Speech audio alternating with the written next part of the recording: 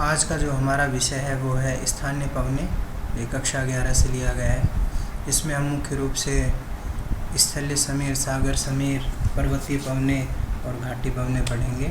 तो सबसे पहले हमें ये पता होना चाहिए कि पवन होती क्या है। ठीक है, पवन हम किसे कहते हैं? तो हवा जब क्षैतिज रूप से बहने लग जाती है तो उसी को हम क्या कहते हैं? पवन कहते हैं। और वो क्षैतिज रूप से बहने क्यों लगती है? क्योंकि दो स्थान होते हैं, दोनों स्थानों के बीच वायुदाब में जो अंतर होता है वो उत्पन्न हो जाता है। और वायुदाब में अंतर क्यों होता है? अंतर उत्पन्न क्यों होता है? क्योंकि तापमान में अंतर पाया जाता है। और हमें पता है तापमान और वायुदाब में विपरीत संबंध पाया जाता है। एक कम होगा दूसरा बढ़ेगा, दूसरा बढ़ेगा पहला कम हो जाएगा।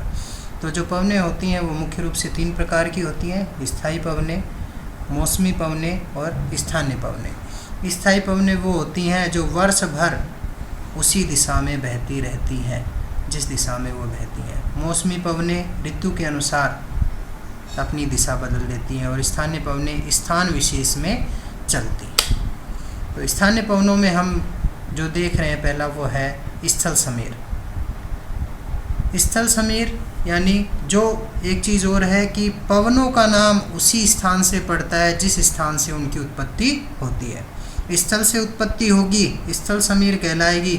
सागर से उत्पत्ति होगी, सागर समीर कहलाएगी। उत्तर दिशा से उत्पन्न होगी, उत्तरी पवन कहलाएगी। पूर्व से उत्पन्न होगी, पूर्वी पवन कहलाएगी। तो स्थल समीर रात्रि के समय पवनें स्थल से सागर की ओर चलने लगती हैं। इसी को हम क्या कहते हैं? स्थलीय समीर कहते हैं। ऐसा क्यों होता है? क्योंकि रात्रि के समय जो हमारा स्थलीय भाग होता है वहाँ से पार्थिव विकिरण अधिक होता है और पार्थिव विकिरण अधिक होने के कारण स्थलीय भाग जल की तुलना में बहुत जल्दी क्या हो जाता है? ठंडा। और ठंडा होने के कारण यहाँ पर वायुदाब अधिक हो जाता है। और हमें पता है पवनें हमेशा उच्च वायुदाब से निम्न वायुदाब की ओर चलती हैं। दूसरा जो है हमारा वो है सागर समीर। सागर समीर दिन के समय चलती हैं। इस समय पवनें सागर से स्थल की ओर चलती हैं, क्योंकि दिन में सूर्य की जो किरणें हैं वो स्थलीय भाग पे भी आती हैं और जलीय भाग पर भी। पर हमें पता है कि स्थलीय भाग बहुत जल्दी गर्म हो जाता है जबकि जलीय भाग उतनी जल्दी गर्म नहीं हो पाता। इसलिए स्थलीय भाग पर जो हवाएं गर्म धरातल के संपर्क में आती हैं वो गर्म होने के उपरांत हल्की हो जाती हैं और हल्की होकर ऊपर उठ जाती हैं। इस वजह से यहाँ पे वायुदाब कम हो जाता है। और वायुदाब यहाँ पे स्थल पे कम हो जाता है जबकि जलीय भाग पर अधिक होता है। इसलिए पवनें जलीय भाग से स्थलीय भाग की ओर चलने लगती हैं। अगली है हमारी पर्वतीय पवन। पर्वतीय पवन रात्रि के समय चलती हैं।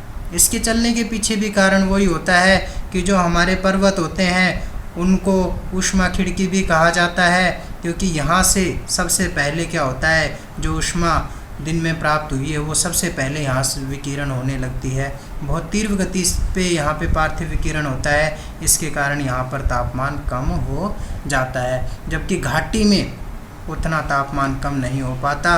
तो जो पर्वत होता है वहाँ पर वायुदाब अधिक होता है और घाटी में वायुदाब निम्न होता है। इस वजह से पवनें जो होती हैं वो पर्वतीय क्षेत्र से घाटी की ओर चलती हैं और इन्हें हम पर्वतीय पवन कहते हैं। घाटी पवन ये दिन के समय चलती है।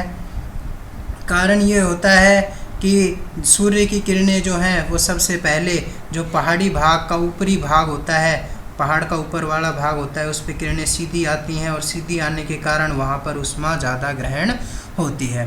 ऊष्मा के ज़्यादा ग्रहण होने से वहाँ पर तापमान अधिक हो जाता है और तापमान अधिक होने के कारण जो वायु है वो गर्म होकर ऊपर उठ जाती है, यानी वायुदाब कम हो जाता है। जबकि घाटी में अभी भी तापमान कम होता है और वायुदाब अधिक होता है। इस वजह से पवनें घाटी से पर्वत की ओर चलने लगती हैं।